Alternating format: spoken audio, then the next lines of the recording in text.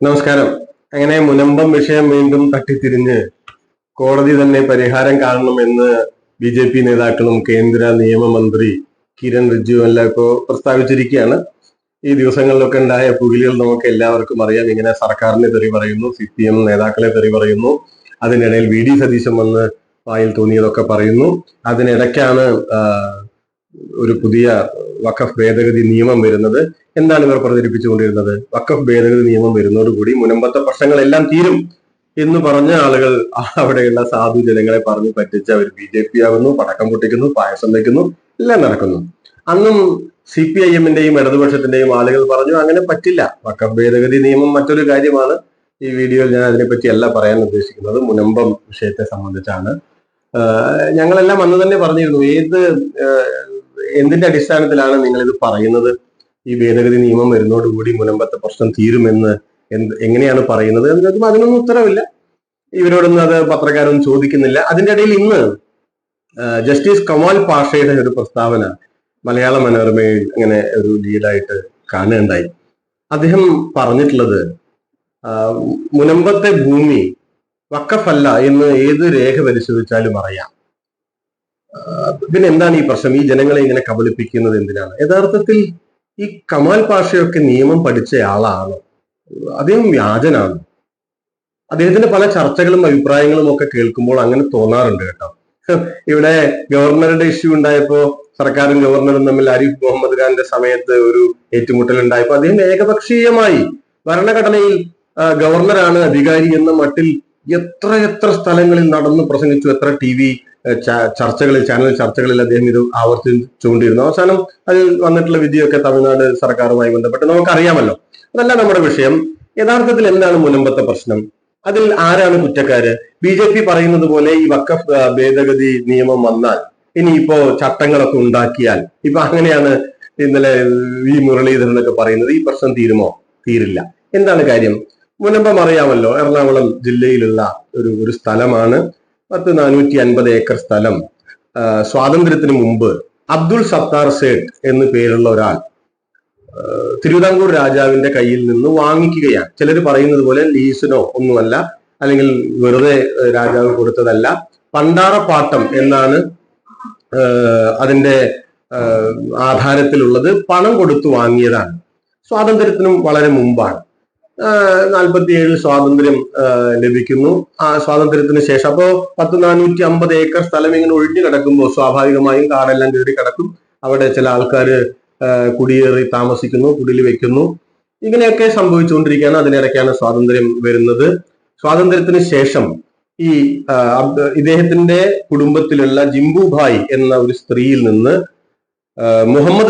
സിദ്ദിഖ് സേഠ് എന്ന് പേരുള്ള ഒരാള് പണം കൊടുത്ത് ഈ ഭൂമി വാങ്ങിക്കുന്നു. അപ്പൊ പറഞ്ഞല്ലോ, ആ കാലത്ത് ഒരു 40കളുടെ അവസാനം 50കളുടെ തുടക്കത്തിലൊക്കെ ഭൂമിക്ക് ഇത്ര വിലയൊന്നുമില്ല, ഇത്ര ആവശ്യം ഭൂമിയെ കൊണ്ടില്ല. ഭൂമി ഒരു ചരക്കായി മാറിയിട്ടില്ല. അങ്ങനത്തെ ഒരു കാലമാണ്. സ്വാഭാവികമായിട്ടും അവിടെ ആളുകളുണ്ട്. തെങ്ങാണ് അവിടുത്തെ പ്രധാനപ്പെട്ട ആ കാലത്തെ കൃഷി എന്നാണ് പറയുന്നത്. അപ്പൊ ഈ അവിടെ താമസിക്കുന്ന ആൾക്കാർ അവർ തേങ്ങ പെറുക്കുന്നു. ഈ ഉടമസ്ഥരുമായി ചില തർക്കങ്ങൾ ഉണ്ടാവുന്നു. അങ്ങനെ ആ സമയത്ത് പോലീസിൽ കേസ് ഉണ്ടാവുന്നു, പരാതി, ഇതൊക്കെ നടന്നുകൊണ്ടിരിക്കുകയാണ്. അതിനിടയിൽ എന്ത് ചെയ്തു ഈ സിദ്ദിഖ് സേഠ് എന്ന് വെച്ചാല്, അദ്ദേഹം ഈ ഭൂമി വഖഫ് ചെയ്യാണ്. ആർക്കാണ് വഖഫ് ചെയ്യുന്നത്? ഫാറൂഖ് കോളേജിനാണ്. എന്താണ് വഖഫ് എന്ന് പറഞ്ഞാൽ? ഒരാള് അദ്ദേഹത്തിന്റെ കയ്യിലുള്ള സ്വത്ത് അല്ലെങ്കിൽ സ്വത്തിന്റെ ഒരു ഭാഗം ദൈവത്തിന് കൊടുക്കുക. ദൈവത്തിന് പക്ഷേ സ്വത്തിന്റെ ആവശ്യമില്ലല്ലോ.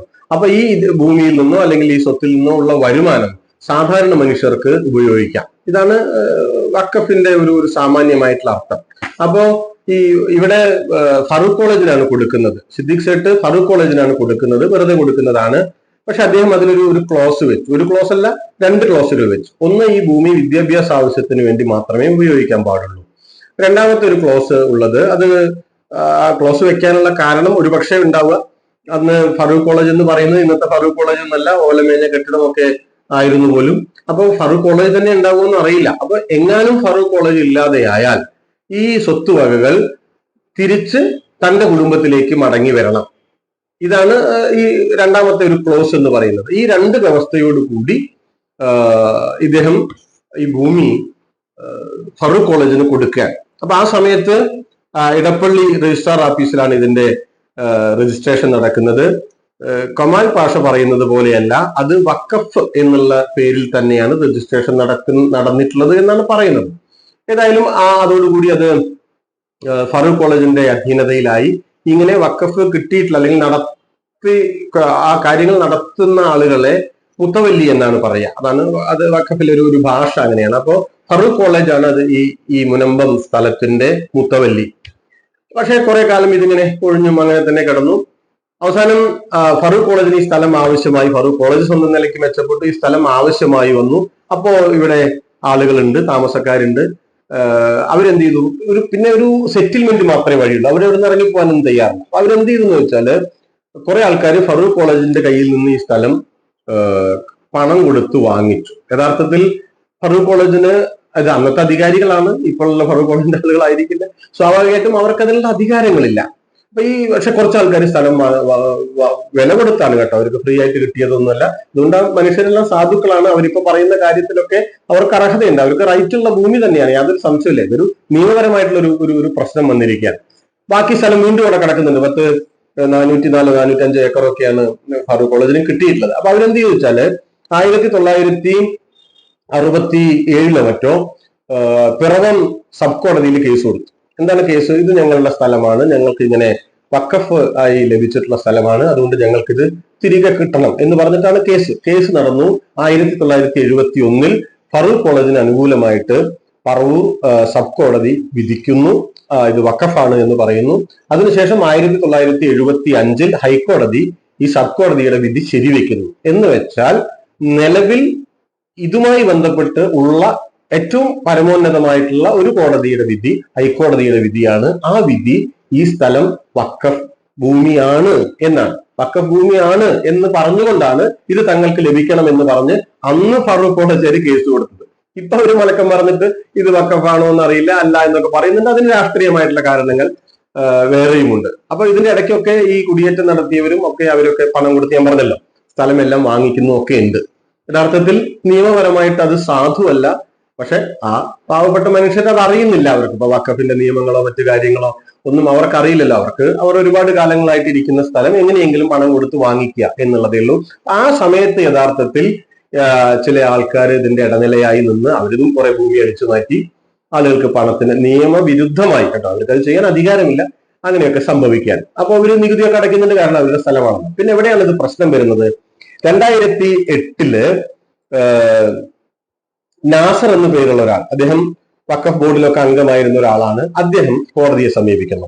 എന്താണ് അദ്ദേഹത്തിന്റെ ആവശ്യം? ഇത് ഇങ്ങനെ വഖഫായി ലഭിച്ചിട്ടുള്ള ഭൂമിയാണ്, ഇപ്പൊ ഇത് റിസോർട്ടുകളുണ്ട്, വീടുകളുണ്ട്, താമസക്കാരുണ്ട്, അതുകൊണ്ട് ഇത് വഖഫ് ഭൂമിയായി തിരികെ കിട്ടണം എന്ന് പറഞ്ഞിട്ട് അദ്ദേഹം കോടതിയിൽ പോകുന്നു. അതിനെ തുടർന്ന് നിസാർ കമ്മീഷൻ വരുന്നു. ആ കമ്മീഷൻ ഇത് വഖഫ് ഭൂമിയാണ് എന്ന് കണ്ടെത്തുന്നു. കോടതിയിൽ കേസാകുന്നു. അതോടുകൂടി എന്ത് സംഭവിച്ചു എന്ന് വെച്ചാല് ഇവർക്ക് നികുതി അടയ്ക്കാൻ പറ്റാതെ വരുന്നു. 2010 കൂടി കാലങ്ങളായി നികുതി അടച്ച് സ്വന്തം ഭൂമിയായി കരുതി ഉപയോഗിച്ചിരുന്ന മനുഷ്യർക്ക് നികുതി അടയ്ക്കാൻ സാധിക്കാതെ വരുന്നു. എന്താണ് LDF ഗവൺമെന്റ് ഈ വിഷയം ശ്രദ്ധയിൽപ്പെട്ടപ്പോൾ ചെയ്തിട്ടുള്ള ഒരു കാര്യം? യഥാർത്ഥത്തിൽ UDF ലീഗ് ഉൾപ്പെടെയുള്ള ആളുകൾ ഒന്നും ചെയ്തിട്ടില്ല, കേട്ടോ. സതീശനെല്ലാം കള്ളം പറഞ്ഞ് പറ്റിക്കാൻ LDF വന്നപ്പോൾ ചെയ്തിട്ടുള്ള ഒരു കാര്യം, അവർക്ക് നികുതി അടയ്ക്കാനുള്ള ഒരു സൗകര്യം ഉണ്ടാക്കി കൊടുക്കുന്നു. പക്ഷെ വീണ്ടും കോടതി വ്യവഹാരങ്ങളാകുന്നു. കോടതി എന്ത് ചെയ്യുന്നു? ആ ഒരു സർക്കാരിന്റെ തീരുമാനത്തെ സ്റ്റേ ചെയ്യുന്നു എന്നാണ് പറയുന്നത്. സർക്കാർ യഥാർത്ഥത്തിൽ ഇതിൽ സർക്കാരിന് പ്രത്യേകിച്ച് ചെയ്യാനുള്ള റോളുകൾ ഇപ്പൊ ഇല്ല. ഇനി എന്തെങ്കിലും ഉണ്ടെങ്കിൽ അത് നിയമവിദഗ്ധരൊക്കെ ആയിട്ട് ചെയ്ത് സർക്കാർ ചെയ്യേണ്ടതാണ്, യാതൊരു സംശയമില്ല. കോടതി ഇടപെടുന്നു, ഈ തീരുമാനം സ്റ്റേ ചെയ്യുന്നു. എന്ന് മാത്രമല്ല, ഈ ആളുകളുടെ ആധാരമൊക്കെയുള്ള പണം കൊടുത്ത് സ്ഥലം വാങ്ങിയിട്ടുള്ള ആളുകളുടെ ആ അവകാശം കോടതി റദ്ദ് ചെയ്യുന്നു. ഇതാണ് അതിന്റെ പ്രസന്റ് കണ്ടീഷൻ എന്ന് പറയുന്നത്. അതുകൊണ്ട് ഇപ്പോൾ ഇത് വഖഫ് ബോർഡിന്റെ കയ്യിലുമല്ല, യഥാർത്ഥത്തിൽ ഈ ബോൾ കിടക്കുന്നത് കോടതിയുടെ കോർട്ടിലാണ്. അതുകൊണ്ട് 2 ഓപ്ഷൻസ് ആണ് ഉള്ളത്. ഒന്നുകിൽ വഖഫ് ബോർഡ് അവരുടെ അവകാശവാദം ഉന്നയിക്കണം, ഇത് വഖഫല്ല എന്ന് പറയണം. പക്ഷെ രേഖയിൽ വഖഫല്ല, വഖഫ് ബോർഡ് തട്ടിയെടുത്തതാണ് എന്ന മട്ടിലുള്ള പ്രചരണങ്ങൾ, കമാൽ പാഷയെ പോലെയുള്ള ആളുകൾ ഉൾപ്പെടെ നടത്തുന്ന പ്രചരണങ്ങൾ പച്ചക്കള്ളമാണ്. ഇത് വഖഫാണ്, കോടതി പറഞ്ഞിട്ടുണ്ട്, രേഖകളുണ്ട്. ഇതിന്റെ മുത്തവല്ലിയായിട്ടുള്ള, നേരത്തെ ഞാൻ പറഞ്ഞല്ലോ, ഫറൂഖ് കോളേജ് അത് തന്നെ പറഞ്ഞുകൊണ്ട് കോടതിയിൽ പോയിട്ടുണ്ട്, അവർ കേസ് വിജയിച്ചിട്ടുണ്ട്. ഇതെല്ലാം സംഭവിച്ച കാര്യങ്ങളാണ്. ഇതെല്ലാം ഇങ്ങനെ ഒരു പകൽ വെളിച്ചം പോലെ ഒരു ഭാഗത്ത് നിൽക്കുമ്പോ എന്തൊരു പച്ച കള്ളമാണ് ചില മാധ്യമങ്ങൾ പറയുന്നത്, BJP-യുടെ ആളുകളെല്ലാം പറയുന്നത്. എന്നിട്ട് ഇപ്പൊ എന്തൊരു സ്ഥിതി, ഞാൻ നേരത്തെ പറഞ്ഞല്ലോ, ഒന്നുകിൽ വഖഫ് ബോർഡ് അതിന്റെ അവകാശവാദം ഉന്നയിക്കണം, അത് വഖഫ് ബോർഡിന്റെ ഒരു കാര്യമാണ്, അല്ലെങ്കിലോ കോടതി ഇടപെട്ട് ഒരു വിധി ഈ ആളുകൾക്ക് അനുകൂലമായിട്ട് നടത്തണം. ഇതാണ് നിലവിൽ ചെയ്യാൻ കഴിയുന്ന ഒരു കാര്യം എന്ന് പറയുന്നത്. ഇതിന്റെ ഇടയിലാണ് പതിവ് പോലെ BJP-ക്കാർ വരുന്നു, സുരേഷ് ഗോപി വരുന്നു, പാട്ട് പാടുന്നു, പായസം വെക്കുന്നു. അപ്പോ പറയുന്നു, ഇതാ ഞങ്ങൾ ഇങ്ങനെ ഒരു ബില്ല് വരികയാണ്, ഒരു അമെന്റ്മെന്റ് ബില്ല് വഖഫ് നിയമത്തിൽ വരുന്നു, അത് വന്നാൽ എല്ലാം ശരിയാവും. ഈ സാധു മനുഷ്യർ അത് വിശ്വസിക്കുന്നു. എന്താണ് ഇപ്പൊ ഇവർ പറഞ്ഞുകൊണ്ടിരിക്കുന്നത്? വഖഫ് നിയമത്തിലെ 40-ാം ആർട്ടിക്കിളിന്റെ 40-ാം ഭാഗം ഞങ്ങള് എന്താ പറയാ സ്ക്രാപ്പ് ചെയ്തിട്ടുണ്ട്. അത് വന്നാൽ എന്താ സംഭവിക്കുന്നത്? എന്താണ് ഈ 40-ാമത്തെ ഖണ്ഡിക എന്ന് വെച്ചാല്, ഏതെങ്കിലും ഒരു സ്ഥലം വഖഫ് ഭൂമിയാണ് എന്ന് വഖഫ് ബോർഡിന് തോന്നിയാൽ, പറഞ്ഞ ഉറക്കത്തിൽ സ്വപ്നം കാണുന്നല്ലോ, അതിന്റെ രേഖകൾ സഹിതം അവർക്ക് ബോധ്യമായാൽ അവർക്ക് ഇത് വഖഫാണ് എന്ന് അവകാശപ്പെടാം. അതാണ് അവരുടെ സ്വത്തിൽ, വഖഫ് സ്വത്തിൽ അത് രേഖപ്പെടുത്താം. ഇതാണ് വഖഫ് ബോർഡിന് ചെയ്യാനുള്ള അവരുടെ ഒരു അധികാരത്തിൽപ്പെട്ട. ഇത് വഖഫ് ബോർഡിന് മാത്രമല്ല, ദേവസ്വം ബോർഡിന് ഇങ്ങനത്തെ അധികാരങ്ങളുണ്ട്. കുടുംബങ്ങൾക്കില്ലേ, ട്രസ്റ്റുകൾക്കില്ലേ, തങ്ങളുടെ സ്വത്ത് കൈമോശം വന്നു അല്ലെങ്കിൽ എന്താ പറയാ നഷ്ടപ്പെട്ടു എന്നൊക്കെ തോന്നിയാല്, അത് തങ്ങളുടേതാണ് എന്ന് ഉറപ്പുണ്ടെങ്കിൽ അവർക്ക് കേസിന് പോകാനുള്ള അവകാശങ്ങൾ ഇന്ത്യയിലുണ്ട്, അത് വഖഫ് ബോർഡിനുണ്ട്. അപ്പൊ ആ ഭാഗം ഇല്ലാതെയാക്കി, പുതിയ അമെന്റ്മെന്റിൽ അത് ഇല്ലാതെയാക്കി, അതോടുകൂടി പ്രശ്നം തീരുമെന്നാണ്. പക്ഷേ അതുമാത്രമേ ഇല്ലാതെയാക്കിയിട്ടുള്ളൂ. 52-ാം ഖണ്ഡിക ഇല്ലാതെയാക്കിയിട്ടില്ല. 52A, 53, 54 ഒക്കെ ഉണ്ട്. അതെന്താണ്? അത് ഇങ്ങനെ തങ്ങൾക്ക് അവകാശപ്പെട്ട സ്വത്ത് അന്യാധീനമായി പോയാൽ അതിനെ തിരിച്ചു പിടിക്കാനുള്ള വഖഫ് ബോർഡിന്റെ അവകാശങ്ങളെല്ലാം ഈ അമെന്റ് ചെയ്ത ബില്ലിലും നിലവിലുണ്ട്. അതുകൊണ്ട് ഈ ബില്ല് അമെന്റ് ചെയ്തത് കൊണ്ട് മാത്രം ഈ പ്രശ്നം തീരില്ല. അങ്ങനെ തീരുമെന്ന് റിജ്ജു പറയുന്നുണ്ടെങ്കിൽ അത് കള്ളമാണ്. BJP-യുടെ നേതാക്കൾ വീണ്ടും വീണ്ടും കള്ളം പറയുകയാണ്. ഇല്ലാത്ത കാര്യങ്ങൾ ഉണ്ട് എന്ന് കാണിച്ച് നുണ പറഞ്ഞുകൊണ്ടിരിക്കുകയാണ്. അതുകൊണ്ട് നോക്കൂ, ഇതൊരു കക്ഷി രാഷ്ട്രീയ പ്രശ്നമല്ല. ഇത് വെറുപ്പും വിദ്വേഷവും ഉണ്ടാക്കാൻ വേണ്ടി ഉപയോഗിക്കേണ്ട ഒരു കാര്യമല്ല. ഇവിടെ സംഭവിച്ചത് എന്താണ്? ഇവിടെ സംഭവിച്ചത് വഖഫ് ബോർഡ് എന്തോ ഒരു പിടിച്ചുപറിക്കാരാണ് എന്ന മട്ടിലുള്ള വലിയ പ്രചരണ മാധ്യമം മുതലേ അഴിച്ചുവിട്ടു. അങ്ങനെ വർഗീയമായിട്ടുള്ള ഡിവിഷൻ ഉണ്ടാക്കി. തങ്ങളുടെ സ്വത്ത് ഈ വഖഫ് ബോർഡിന് കയ്യേറാനുള്ള അവകാശമുണ്ട്, അധികാരമുണ്ട് ഈ രാജ്യത്ത്, അതിനെ നിയന്ത്രിക്കേണ്ടതാണ്, മുസ്ലിങ്ങൾ ഇങ്ങനെ അനധികൃതമായി സ്വത്ത് തട്ടിയെടുക്കുകയാണ് ഈ വഖഫ് ബോർഡിലൂടെ എന്ന ഒരു നരേഷൻ ഉണ്ടാക്കി. സ്വാഭാവികമായും വഖഫ് ബോർഡ്, ഞാൻ പറഞ്ഞല്ലോ, ഇത് വഖഫ് ബോർഡിന് മാത്രമല്ല, കേരളത്തിൽ ദേവസ്വങ്ങളുമായി ബന്ധപ്പെട്ട് കേസുകൾ നടക്കുന്നുണ്ട്. ദേവസ്വത്തിന് അധികാരമില്ലേ? തങ്ങളുടെ ഭൂമിയാണ് എന്ന് അവർക്ക് മനസ്സിലായാൽ, ഈ ആധാരം അങ്ങനെ പരിശോധിച്ച് തോന്നിയാൽ അവർക്ക്, ഇതെല്ലാം കോടതിയാണ് തീരുമാനിക്കുന്നത് അൾട്ടിമേറ്റ് ആയി, അല്ലാണ്ട് വഖഫ് ബോർഡ് അല്ല. അവർ ഒരു ആവശ്യം ഉന്നയിക്കുകയാണ്, അല്ലെങ്കിൽ ഒരു ഡിമാൻഡ് വെക്കുകയാണ്. ആ ഡിമാൻഡ് ആദ്യം ട്രിബ്യൂണലിലാണ് പോകുന്നത്. വഖഫ് ബോർഡിന്റെ ട്രിബ്യൂണൽ ഉണ്ട്. ട്രിബ്യൂണൽ ഒരു മതകോടതിയല്ല. അതിൽ 3 പേരാണുള്ളത്. അത് മുസ്ലിങ്ങളായിരിക്കണമെന്ന് യാതൊരു നിർബന്ധവുമില്ല. ഇപ്പോൾ കേരളത്തിലെ വഖഫ് ട്രിബ്യൂണലിന്റെ തലവൻ എന്ന് പറയുന്നത് ഇനി മതം പറയുകയാണെങ്കിൽ അദ്ദേഹം ഒരു ജില്ലാ ജഡ്ജിന്റെ റാങ്കിലുള്ള ഒരു മജിസ്ട്രേറ്റിന്റെ റാങ്കിലുള്ള ഒരു ജഡ്ജാണ്. രാജൻ എന്നാണ് അദ്ദേഹത്തിന്റെ പേര്. മതം പറയുകയാണെങ്കിൽ അദ്ദേഹം ഒരു ക്രിസ്ത്യനാണ്. പറഞ്ഞല്ലോ, അതൊന്നും ഒരു മതകോടതിയല്ല. അങ്ങനെ പ്രചരിപ്പിക്കല്ലേ ട്രിബ്യൂണൽ എന്ന് പറഞ്ഞിട്ടുണ്ടെങ്കിൽ. അപ്പൊ നമുക്ക് പെട്ടെന്ന് താലിബാൻ ഒക്കെയാണ് ഓർമ്മ വരിക. അങ്ങനെയൊന്നുമല്ല. ഇനി ട്രിബ്യൂണലിൽ നമുക്ക് നമ്മുടെ ഒരു ഭാഗം അത് ശരിയായില്ല എന്ന് വന്നാൽ നമുക്ക് ഹൈക്കോടതിയിൽ പോകാം, സുപ്രീം കോടതിയിൽ പോകാം. കോടതി വ്യവഹാരങ്ങളിലൂടെയാണ് ഇതിന്റെ എല്ലാം ആത്യന്തികമായിട്ടുള്ള കാര്യങ്ങൾ മറ്റേതൊരു ഭൂമി പ്രശ്നവും പോലെ തീരുമാനിക്കപ്പെടുന്നത്. ഇവിടെയും അതാണ് സ്ഥിതി. പക്ഷെ ആരാണ് ഈ കുളം കലക്കിയത്? ആരാണ് ഇത് പരുന്തിന് കൊടുത്തത്? ഈ സാധു മനുഷ്യരെ പറഞ്ഞ് തെറ്റിച്ച്, ഞാൻ പറഞ്ഞല്ലോ, വഖഫ് ബോർഡിൽ ജോലി ചെയ്തിരുന്ന ഒരാള്, അയാൾ ഈ രേഖകളെല്ലാം മനസ്സിലാക്കി, നാസർ എന്ന് പറയുന്നയാൾ, അദ്ദേഹം കോടതിയിൽ പോകുന്നു. അദ്ദേഹത്തിന്റെ ഒരു പ്രസ്താവന നിങ്ങൾ കണ്ടിട്ടുണ്ടോ എന്ന് എനിക്ക് അറിയില്ല. അദ്ദേഹം അവരെല്ലാം കഴിഞ്ഞ ദിവസം പറഞ്ഞൊരു കാര്യമുണ്ട്. അദ്ദേഹം പറഞ്ഞു, ഞങ്ങൾ ഇത് കലാപത്തിന് വരുന്നില്ല, ഞങ്ങൾ എവിടെയും ബോംബെറിയാൻ വരുന്നില്ല, ഇത് വഖഫായി ലഭിച്ച സ്ഥലമാണ്, അതുകൊണ്ട് ഇതെന്തിനു ഉപയോഗിക്കേണ്ടതാണ്? വിദ്യാഭ്യാസ ആവശ്യങ്ങൾക്ക് ഉപയോഗിക്കേണ്ടതാണ്. അതാണ് സിദ്ദിഖ് സേട്ടിന്റെ മോഹം. ആ മോഹം നടപ്പാവണ്ടേ? അതൊരു മതപരമായിട്ടുള്ള വിശ്വാസത്തിന്റെ കൂടി കാര്യമാണ്. ഇപ്പോ അത് അവിടെ റിസോർട്ട് പോലും ഉണ്ട്. അതുകൊണ്ട് അദ്ദേഹത്തിന്റെ ലക്ഷ്യം, ഉദ്ദേശം നടക്കുന്നില്ല. അദ്ദേഹം അള്ളാഹുവിന് കൊടുത്തതാണ്, ദൈവത്തിന് കൊടുത്തതാണ്. അതിന്റെ ഉപകാരം ആർക്കാണ്? സാധാരണ മനുഷ്യർക്കാണ്. വിദ്യാഭ്യാസ ആവശ്യങ്ങൾക്ക് വേണ്ടി സ്ഥലം ഉപയോഗപ്പെട്ടാൽ മുസ്ലിങ്ങൾക്കല്ല, എല്ലാ മതത്തിലും പെട്ട, എല്ലാ ജാതിയിലും പെട്ട സാധാരണ മനുഷ്യർക്ക് ആ ഉപയോഗം ഇപ്പോൾ കിട്ടുന്നില്ല. അതുകൊണ്ട് ഇത് വിദ്യാഭ്യാസ ആവശ്യങ്ങൾക്കായി തിരിച്ചു പിടിക്കണം എന്ന ഒരു കാര്യത്തിന് വേണ്ടി അദ്ദേഹം എന്ത് ചെയ്തു? ബോംബെറിഞ്ഞോ? ഇല്ല. വെറുപ്പ് ഉണ്ടാക്കിയോ? ഇല്ല. ട്രിബ്യൂണലിൽ പോകുന്നു, കോടതിയിൽ പോകുന്നു, കോടതികൾ കാര്യങ്ങൾ തീരുമാനിക്കുന്നു. നമ്മൾ എന്താണ് ചെയ്യേണ്ടത്? കോടതിയെ ബോധ്യപ്പെടുത്തുക. അവിടെ കാര്യങ്ങൾ പറഞ്ഞ് രേഖകൾ ആവശ്യമാണെങ്കിൽ അത് സമർപ്പിക്കുക. ഞാൻ പറഞ്ഞല്ലോ, ഈ കമാൽ പാഷയെ പോലെയുള്ള ഈ എന്താണ് പറയുക, ഈ കൊളങ്കലക്കികൾ ചെയ്യുന്നത് എന്താണ്? അദ്ദേഹം ഒരു ജസ്റ്റിസ് ആയിരുന്നയാളല്ലേ? ഇവിടെ നിന്നാണ് അദ്ദേഹത്തിന് വിവരങ്ങൾ ലഭിക്കുന്നത്? ഇങ്ങനെ പറഞ്ഞുകൊണ്ടിരിക്കല്ലേ, വെറുപ്പുണ്ടാക്കിക്കൊണ്ടിരിക്കുകയല്ലേ? സ്വാഭാവികമായും അങ്ങനെ വെറുപ്പ് ഒരു ഭാഗത്ത് സൃഷ്ടിക്കപ്പെട്ടാൽ മറുഭാഗത്ത് വഖഫ് ബോർഡ് പോലെയുള്ള ഒരു സ്ഥാപനം അവർ സ്വമേധയാ വിട്ടുകൊടുക്കുമോ? അതിന്റെ ഒരു ഡൈമെൻഷൻ മാറില്ലേ? അങ്ങനെ മാറ്റിക്കൊണ്ടിരിക്കുകയാണ് വർഗീയവാദികളായിട്ടുള്ള ആളുകൾ. അതിന്റെ മുൻപന്തിയിൽ RSS ആണ്. VD സതീശനെ പോലെയുള്ള രാഷ്ട്രീയ നേതാക്കൾ, അവർക്കറിയില്ലേ? അദ്ദേഹം ഒരു ദിവസം പറഞ്ഞു 1 മണിക്കൂർ കൊണ്ട് സർക്കാരിന് പരിഹരിക്കാം. ഒന്ന് ആലോചിച്ച് നോക്കൂ. പിണറായി വിജയനെ താഴെ ഇറക്കാനാണ് ആത്യന്തികമായ ലക്ഷ്യമെങ്കിൽ അതിന് എന്തൊക്കെ മാർഗങ്ങളുണ്ട്? ഈ ജാതി കള്ളം പറഞ്ഞിട്ടാണോ? ജനങ്ങളെ തെറ്റിദ്ധരിപ്പിച്ചിട്ടാണോ? അതുകൊണ്ട് മുനമ്പം നിവാസികൾ മനസ്സിലാക്കേണ്ടുന്ന ഒരു കാര്യമുണ്ട്. കോടതി വ്യവഹാരങ്ങളിൽ കുടുങ്ങിക്കിടക്കുന്ന ഒരു കാര്യം, സർക്കാർ ആ മനുഷ്യരുടെ കൂടെയാണ് എന്ന് ആവർത്തിച്ച് എത്ര വട്ടം പറഞ്ഞിട്ടുണ്ട്. അവരെ ഇറക്കി വിടില്ല. ഇപ്പൊ നികുതി അടയ്ക്കാൻ സാധിക്കുന്നില്ല. അവർക്ക് ആ ഭൂമി, പറഞ്ഞല്ലോ, അവർക്കറിയില്ലായിരുന്നു ഇത് വില കൊടുത്തു വാങ്ങാൻ പാടില്ല. അവർ വില കൊടുത്തതാണ്. ഇതിന്റെ ഇടയിൽ കളിച്ചത് ആരാണ് എന്ന് നല്ലതുപോലെയൊക്കെ മനസ്സിലാക്കേണ്ടതാണ്. ആരാണ് ഭൂമി വിറ്റത്? അതിന് ഫറൂഖ് കോളേജിന്റെ നടത്തിപ്പുകാരായി, അതിന്റെ കാര്യങ്ങൾ നടത്തിപ്പുകാരായി നിന്നിട്ടുള്ളൊരു വക്കീല്, അതിന്റെ ചില രാഷ്ട്രീയ നേതാക്കൾ ഒക്കെയുണ്ട്. അത് ആരാണെന്നൊക്കെ ജനങ്ങൾ മനസ്സിലാക്കുകയാണ് വേണ്ടത്. എന്നിട്ടോ ഒരു സമവായം ഉണ്ടാക്കാൻ സാധിക്കുമോ എന്ന് പരിശ്രമിക്കണം.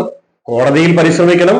കൂട്ടത്തിൽ സർക്കാർ എന്താണ് സർക്കാരിന് ചെയ്യാൻ സാധിക്കുക എന്ന് സർക്കാരും ശ്രദ്ധിക്കേണ്ടതാണ്. ആ കാര്യങ്ങൾ തീർച്ചയായും ഇടതുപക്ഷ സർക്കാർ ചെയ്യും. ഇപ്പോഴും BJP പറഞ്ഞു പറ്റിച്ചുകൊണ്ടിരിക്കുക. ഇനി 15 പേരെ ഡൽഹിക്ക് വിളിക്കുകയാണത്രേ. ഒന്ന് ആലോചിച്ച് നോക്കൂ. അപ്പൊ നമ്മുടെ മാധ്യമങ്ങളെല്ലാം ഇതാ 15 പേർ മോദിയെ കാണാൻ പോകുന്നു. എന്തൊരു കഷ്ടമാണെന്ന് നോക്കിയേ.